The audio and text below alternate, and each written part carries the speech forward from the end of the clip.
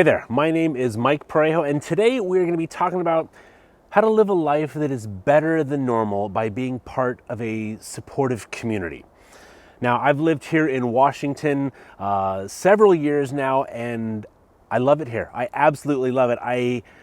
One of the things that I loved most when I moved to Washington was being able to live in a place where there are so many trees and they are so incredibly tall, and it was just amazing. I came from Arizona. I lived in the high desert in Tucson, and we had two kinds of trees. There was the Palo Verde tree and there was the mesquite tree, and then we had various varieties of cactus or whatever, but I don't consider that a tree. I just consider that pain waiting to happen. But we had these two kinds of trees, and neither one of them got very big, and you never saw them in this kind of density. And so then when I moved up here, oh my gosh, it's just incredible. And so it's one of the things that I love about the state that we live in. And even if you don't live in Washington and you're watching this, come and visit just to see the trees. They're awesome. But today I want to talk about a tree that you actually can't find here in Washington. As many different varieties as we have, there's a tree that can only be found in the state of California, and that tree is the Monterey cypress. Okay, and perhaps the most famous of these trees, as if any tree could really be famous, but there's one particular tree, and it's known as the lone cypress, and it's in Pebble Beach, California. And the lone cypress is one of the most photographed trees in the entire world because it is this lone tree sitting atop this rock overlooking the Monterey Peninsula, and it's just majestic. I mean, there are so many great pictures of it. It's just incredible. I mean, this tree is literally a living trademark of Pebble Beach.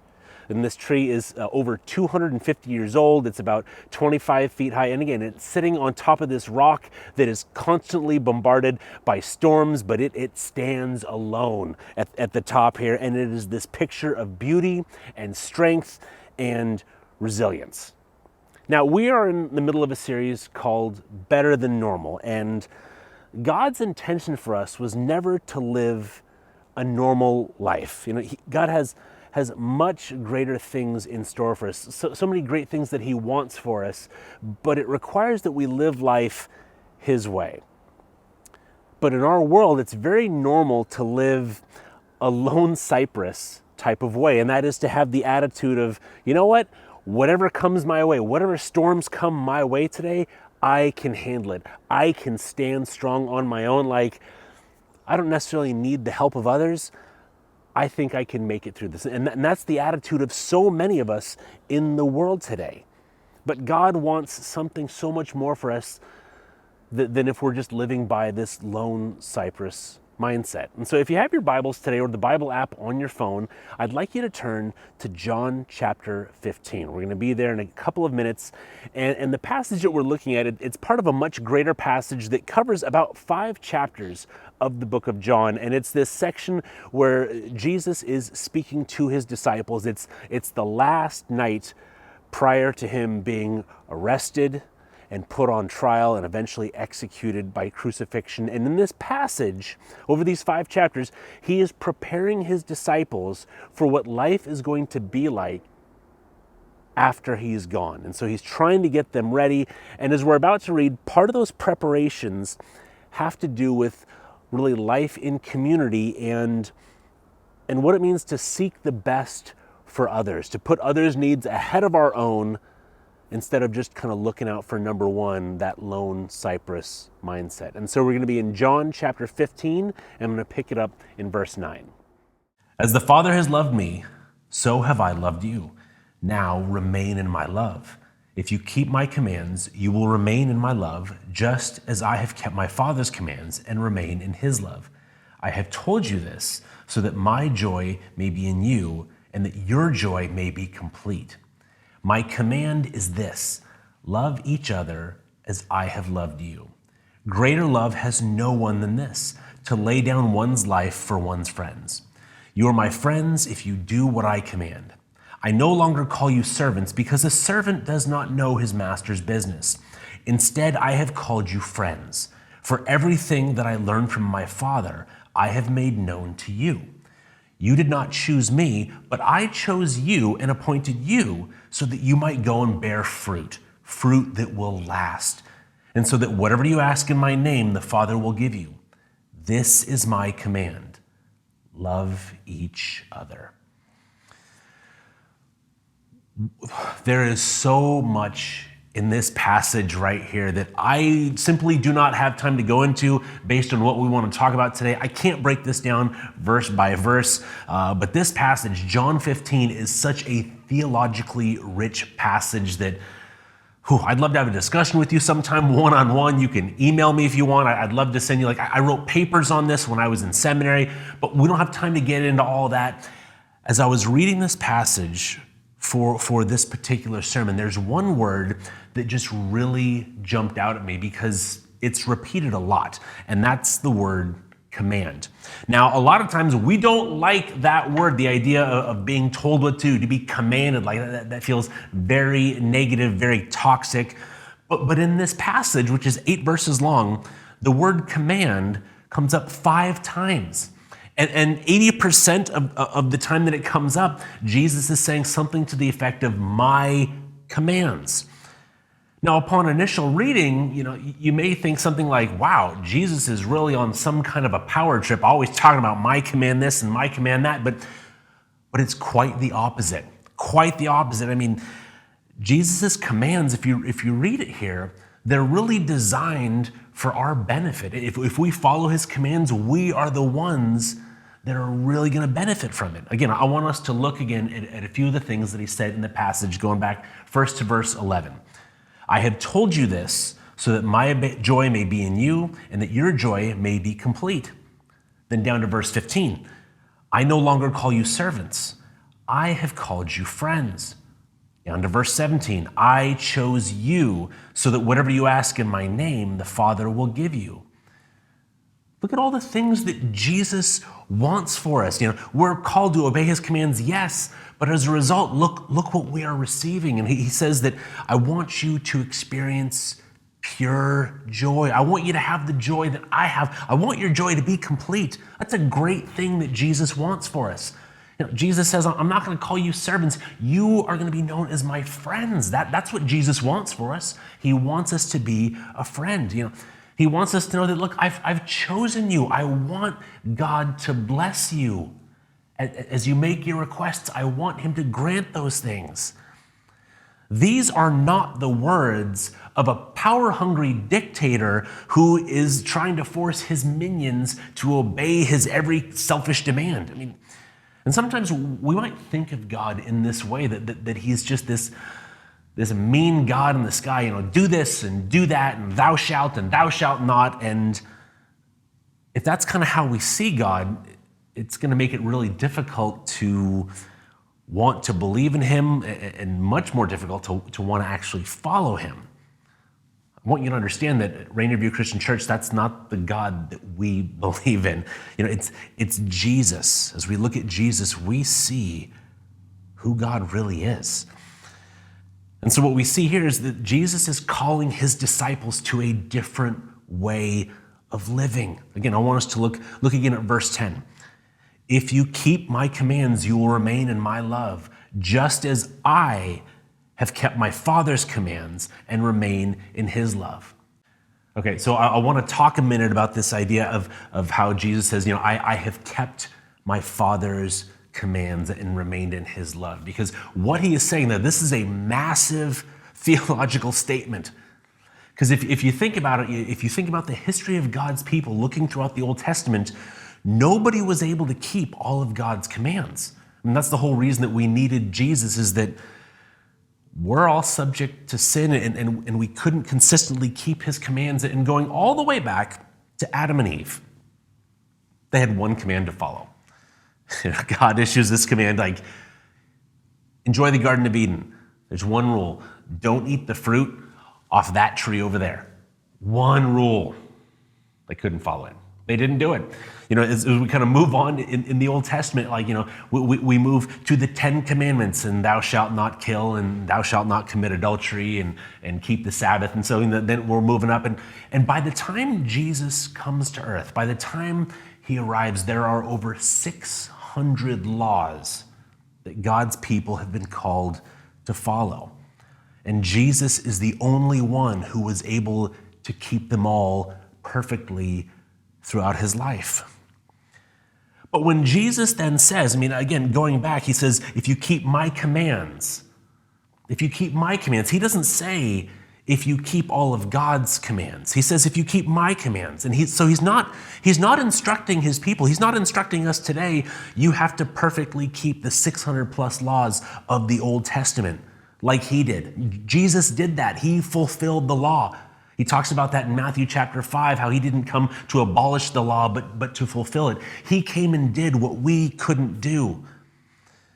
And so we don't have to worry about I have to learn 600 laws and keep them all. No, not at all. Now, that doesn't mean that we can just completely disregard Old Testament law. Things like, don't commit murder, honor your mother and father, don't commit adultery. Yes, obviously, we need to uphold that because that fulfills this greater law of love that Jesus is talking about. But there's also a lot of laws that aren't really applicable today anymore. There was a ton of dietary laws that we don't have to concern ourselves with, which means we get to enjoy the massive blessing of eating bacon. Tasty, tasty bacon. Okay, but Jesus, again, he's not calling his disciples to strive and fulfill all these Old Testament commands, but what does he call them to? Again, looking at verse 17, this is my command. Love each other.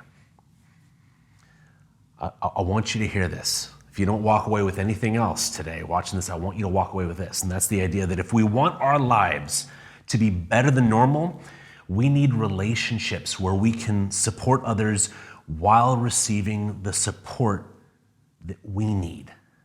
Okay? Because here's the issue, going back to our trees and going back to the lone cypress. Here's the issue with being a lone cypress in this world. You'll never become the person that God designed you to be because God designed us to be in community with others. Okay? From the very beginning, even before the beginning, God lived in community. Father, Son, Spirit. God experienced community even before he created the heavens and the earth. And that's what he wants for us. He wants us to experience community. He designed us to be in community with others. Trying to do life alone without supporting others in their relationship with Jesus and without receiving the support of others is going to leave us spiritually stunted. Again, when we think about the lone cypress, it appears, from the picture that we saw, it's this really awesome tree. It's a strong tree standing alone on this rock.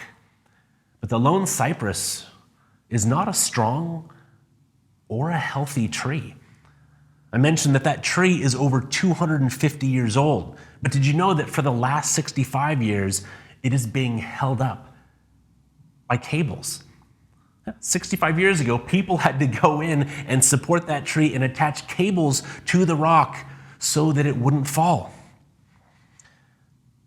And I mentioned that the lone cypress stands 25 feet tall. That's great. But cypresses can grow as large as 80 feet.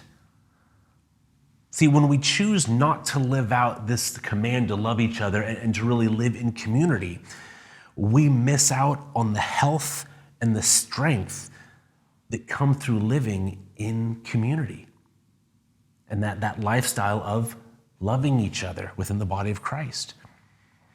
I want to talk about another kind of tree today. I talked about the lone cypress. I want to talk about another kind of tree that's only found in California, and that's the California redwood. And these are some of the oldest and tallest trees in the entire world. And the largest known redwood stands about 380 feet tall. And get this, it's almost 30 feet in diameter. Can you try to picture in your mind how massive of a trunk that is? 30 feet in diameter. It's hard for me to wrap my mind around how gigantic that is. If I have a 6-foot wingspan, that's already a big tree right there. Okay, that's 5 times that distance. I mean, it's just these massive, massive trees. And you would think that such large trees would have deep, deep root systems. Like that's the only way you could support, a tree that's hundreds and hundreds of feet tall. The roots must go really deep. And yet the roots of a redwood tree are only a little bit taller than I am. The average redwood, the root system goes down somewhere between 8 and 10 feet. Okay, if I'm 6 feet tall, so a tree that's over 300 feet tall, the roots only go down 8 to 10 feet? How do they stay standing? That doesn't make any sense. I mean, redwoods don't even have a taproot that serves to anchor them. See, the amazing thing about the California redwood is that the roots don't go down really deep, they extend out really far, and they begin to actually intertwine with the roots of the other redwood trees around them. And so there is this massive system of all these roots kind of intertwining with each other and supporting each other. And these trees grow really close together because they're all dependent on each other for strength. You won't find a lone redwood. They're always found in groups of redwoods. And only redwoods are able to provide the strength and the support to other redwoods. And so that's the beauty of living life in community. As we seek to strengthen and support others, we discover that we too are being strengthened and supported by those same people. But we have to begin with the command that Jesus issues, which is love each other as I have loved you. This is an active command that Jesus gives us. This is not a passive command. We are not called by Jesus, to show up and wait for somebody to show us his love. That's not what a community of believers looks like. I'm going to show up to church and I'm just going to wait for somebody to come up and say hi and throw their arm around me. No, that's not what we're called to. We are called to go and love each other like Jesus did, to seek ways to love each other as he did. I mean, consider what Jesus said in the passage. I designed you, I chose you to go out and to bear fruit, not to wait for somebody to bring a bowl of fruit to you. That's not what we're called to.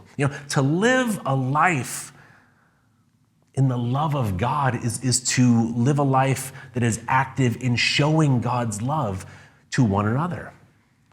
I mean, the early church would have never taken off. It would have never grown if the disciples just sat around waiting for the other guys and the other ladies to show them love. I mean, can you just picture Peter kind of sitting back and saying to Thomas, dude, when are you going to come and wash my feet? I've been sitting here forever waiting for you. Where's the love, man? I've been waiting for you. And Thomas is like, I cannot believe that you're asking me to do that. That's ridiculous. If our desire is really to live in community, to experience community, then our primary focus is going to be on loving the people that God has put around us, rather than desiring the love of others. Now granted, that's going to naturally happen, but our focus can't be just to show up and I'm coming because I really need people to meet my needs right now. I mean, if I'm going to borrow a turn of phrase from former President John F. Kennedy, ask not what your community group can do for you, ask what you can do for your community group. Because if we're all, I just want you to think about this. What if everybody in the church, what if we were all focused on this command to love one another? What if we all came to church and our focus was loving each other? What if we're in a group of people, a small group of people, and my focus when I arrived there was to love the people that God had brought there? If everybody's focus was that, then everybody would receive the love and the support that they need. Because I'm not just sitting here waiting for somebody to give me what I need. What I'm doing is I'm focusing on the needs of others and how can I take care of that. And if the other person across me is also focused on my needs, then my needs are going to get met if I'm thinking about others first. And if that's the mindset we take on, everybody gets what they need. That's a beautiful thing. And that's why, as a church, part of our mission, what we really want to see is for everyone to engage in community.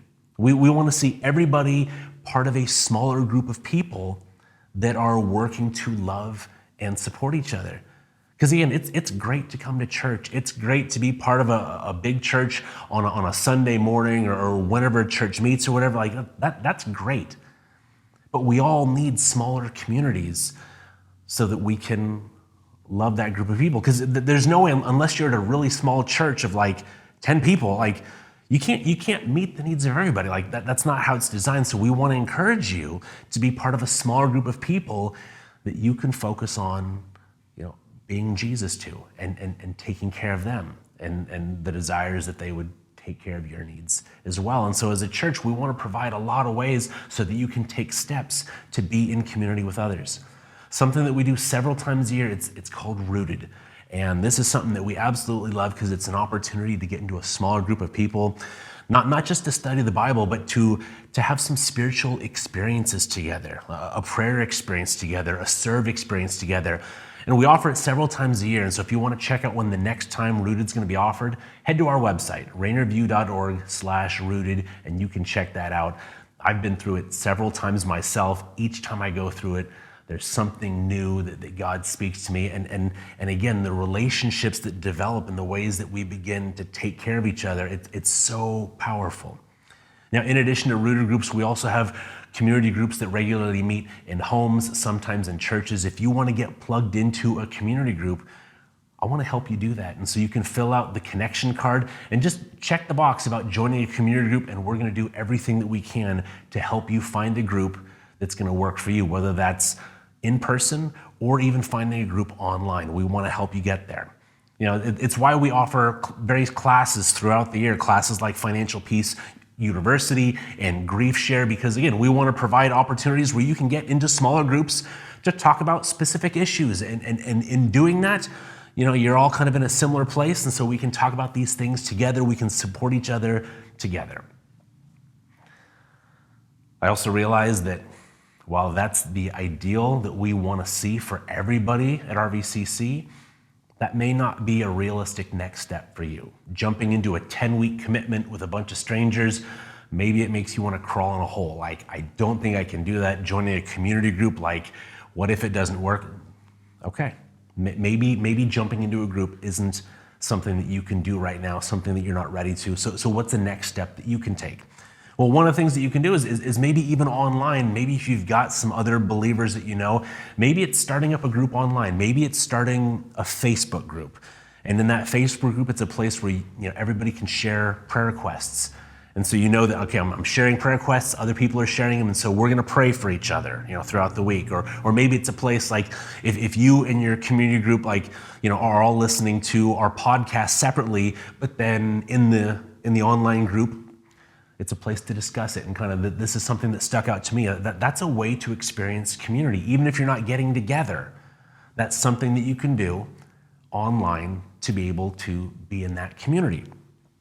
We do this thing called the Wednesday lunch break every Wednesday at noon Pacific time on Facebook. And it's a place where there's somebody on the screen, myself or somebody else on our staff that's speaking, but there are quite a few people that are in the chat and are interacting that way.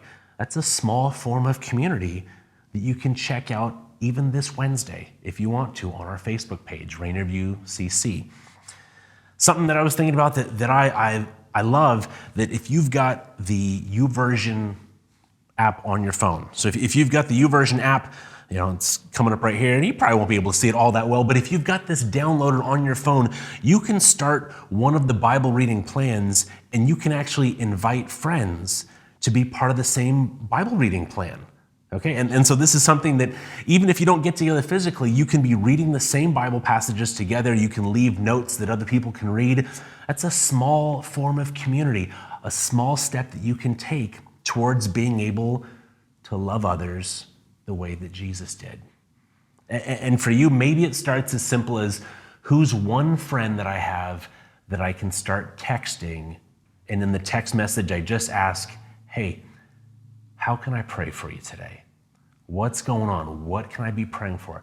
Even that small little step is a way to begin engaging in community, to put somebody else's needs ahead of your own, to love somebody else, to be a redwood for somebody else, to support them and to strengthen them.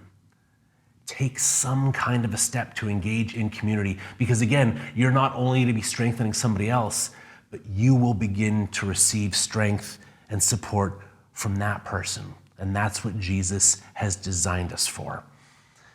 And, and you may be in a spot right now where you're like, okay, Mike, I'm actually doing all those things. Like, I've got great community. I'm loving it. It's a great thing. I'm with you 100%. That's awesome. I want to challenge you to think about maybe it's time for you to start leading a new community group. Finding a new group where you can draw in some people that haven't experienced true community, and you want them to experience that because you know how good it is. And maybe it's time for you to lead a rooted group, or to step up and to lead a community group, or maybe some sort of an online discussion group. I want to challenge you to think about that, because there's a lot of people that haven't experienced what you've experienced, and you know how good it is. Remember, if we want our lives to be better than normal, we need relationships where we can support others while we receive the support that we need. Don't settle for being a lone cypress. Strive to be a spiritual redwood. Hey, thanks so much for being here today. Appreciate you watching. Check us out on all of our socials, and we hope to see you again here soon. Hey, I'm Mike, the digital ministry pastor here. If you like what you saw today, we invite you to click that subscribe button and hit the notification bell to be updated on everything we have going on here. Also, if you need prayer, if you have any questions, or you just want to reach out, be sure to email me at mikep@rainierview.org. Thanks again for being part of the RBCC family today.